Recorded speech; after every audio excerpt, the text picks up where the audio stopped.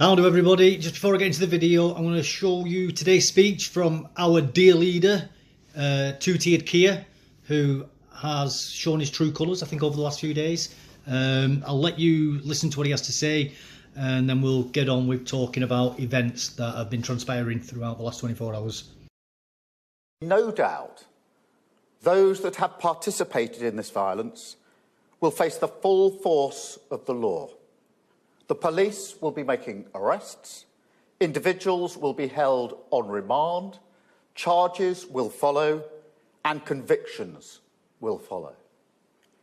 I guarantee you will regret taking part in this disorder, whether directly or those whipping up this action online and then running away themselves.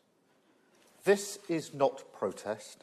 It is organised, violent thuggery. And it has no place on our streets or online. Right now, there are attacks happening on a hotel in Rotherham. Marauding gangs intent on law-breaking, or worse. Windows smashed, fire set ablaze, residents and staff in absolute fear. There is no justification, none, for taking this action. And all right-minded people should be condemning this sort of violence. People in this country have a right to be safe, and yet we've seen Muslim communities targeted, attacks on mosques, other minority communities singled out, Nazi salutes in the street, attacks on the police, wanton violence alongside racist rhetoric. So no, I won't shy away from calling it what it is, far-right thuggery. To those who feel targeted because of the colour of your skin or your faith, I know how frightening this must be. I want you to know that this violent mob do not represent our country, and we will bring them to justice. Our police deserve our support as they tackle any and all violent disorder that flares up. Whatever the apparent cause or motivation, we make no distinction. Crime is crime, and this government will tackle it. Thank you.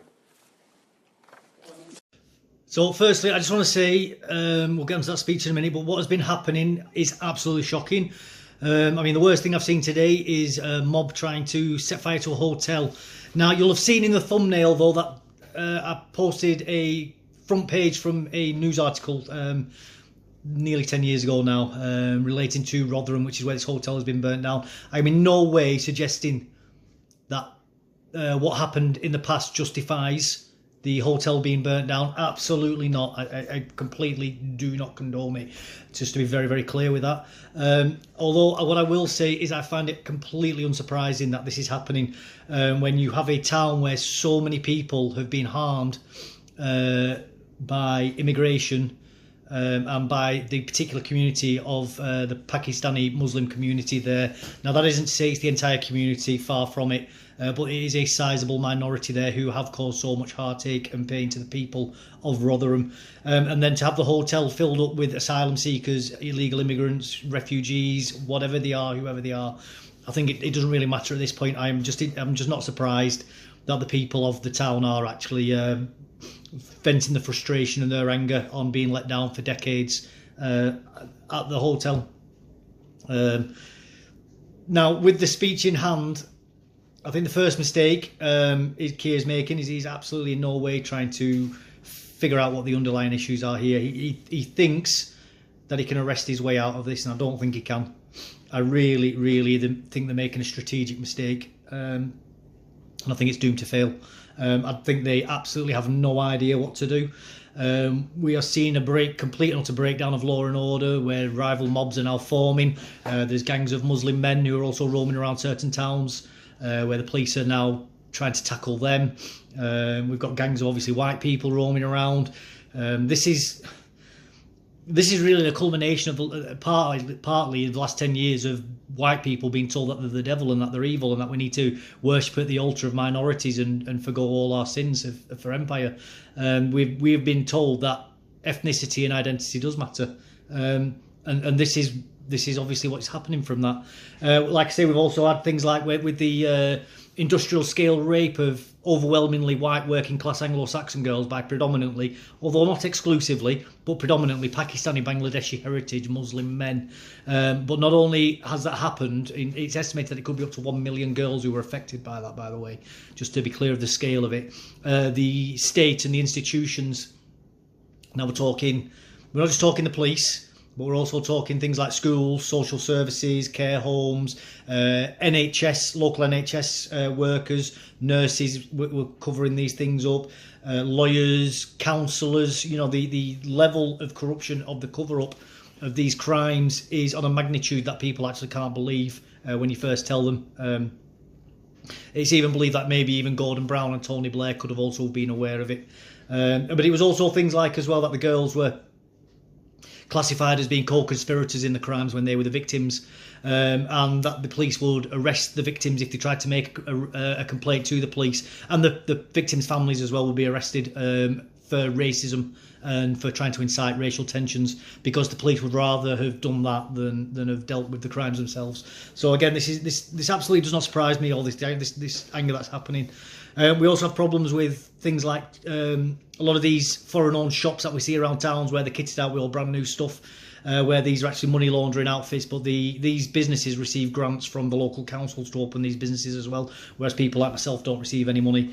We're getting billions and billions of pounds sent abroad to help in foreign wars and give foreign aid to countries, whereas people in our own country are struggling to pay the bills.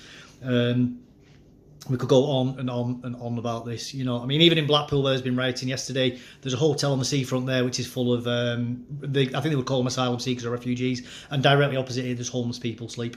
You know, our own people. I mean, today as well, you know, in that speech you're listening to, Keir Starmer, they're gonna. The message I get from that, loud and clear, and I think what a lot of people are going to get from that as well, is minorities are who we care about. We are not interested in the complaints of the indigenous population. They are going to do everything in their power to protect mosques, whereas they did absolutely nothing in their power to protect our children, or even our citizens from things like terrorist attacks when they knew people were on watch lists. And we've seen this time and time and time again.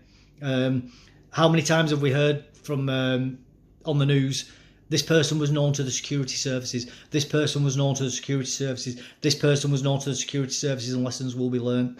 And this is the tragedy of this whole situation, is it all could have been avoided. All of this could be, all they had to do was deport some illegal immigrants and reduce the amount of legal immigration into the country and protect our children from being raped. Now that's literally all they had to do, and it's not that big of a thing to ask. You know, it's not asking the world from your government. It's not asking for them to turn us into the world's richest country again, you know, into the superpower that we used to be when the British Empire was at its height. We're not asking for that. We're just asking for our children to be safe and to control strangers coming in from abroad, you know, and just to deport some bad people. You know, it's not radical, and yet we're being told that we are dangerous, that we are far right, that our concerns are not valid. And yeah, there are some idiots, by the way, going out rioting, and those people are absolutely wrong. I want to be very clear on that. But unfortunately, the government is doing absolutely nothing to address the genuine concerns. And even a lot of the rioters have probably got genuine concerns. They're just going about it, I believe, in the wrong way. But again, the government has sent out the message for years that if mobs go out and riot and cause trouble, they will kowtow and do what the mob wants. And we've seen this time and time and time again. Usually with mobs of minorities doing the exact same thing. Or with people from radical left-wing organisations going out and mobbing the government, or when they want things doing. You know, like we see with Just Stop Oil. Now, they weren't violent per se, but they did cause a lot of problems, and they more than likely caused people to die by holding up traffic, by blocking ambulances and other such things, and doctors from getting around. You know, so their hands are not clean either. You know, it may not have been visible bloodshed, but they will have caused people to have died. We also had the state of the government locking down the entire country. That's probably part of this problem as well. I think that actually drove people insane. There's probably a lot of anger residing in that. You know, we had the frustration of the Brexit process, where the actual entirety of Parliament was trying by hook and by crook to prevent us from leaving the EU. They did absolutely everything in their power. And the amount of people in the chattering classes who refer to people like me as being thickos and gammons and bigots, racists and xenophobes, this has just been getting boiled up and boiled up and boiled up. And they are not learning any lessons. And this is why I can't see this going away, because all they are doing is doubling down. And we can't expect these people to change. They are not going to listen to us. We've tried not looking back in anger. We've tried peacefully protesting. We've tried voting. We've tried referendums. Now some people are even trying violence, and I'm not condoning that, but even that just seems to not be working. These people will not change anything about what they're doing. They are ideologically driven, and they think they know best. And I think we need to legally and lawfully organise. Legally and lawfully, I want to be very, very clear on that. Legally and lawfully organise and form our own rival group who can challenge in Parliament effectively and take the institutions back and move the country in the direction which we want to see it. Because they are not going to listen to us. They have decided that we are the enemy as far as they are concerned. That we have to consider the England and the other nations as occupied territories by the British. We have to consider the British state and institutions really as an occupying force, and that we are a conquered people, because that is how it looks to me. And I think that's how it looks to many other people with the way we're being treated and the way they refuse to acknowledge anything that we say. It is not a good time to be alive, I don't think. Do not be violent. Do not incite violence. And do not go to these protests, because you are just going to end up with the full weight of the law coming down on you. Keir Starmer has made that very, very clear. And I'm telling you now, if you get caught doing even the most minor infraction at these riots, your feet will not touch the floor between leaving the dock and getting to a prison cell, and your life will be hell. And they will give you the maximum amount of time, and they will make sure you serve every second of it. There will be no appeals, there will be no bail, there will be no early release, there will be no preferential treatment, there will be no good behaviour, none of it. They are going to make examples out of as many people as they can.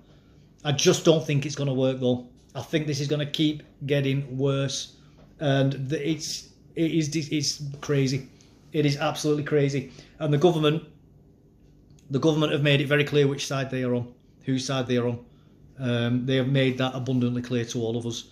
I'm going to leave it there anyway. Thank you very much. Take care, stay safe, and stay out of trouble. Thank you. Bye-bye.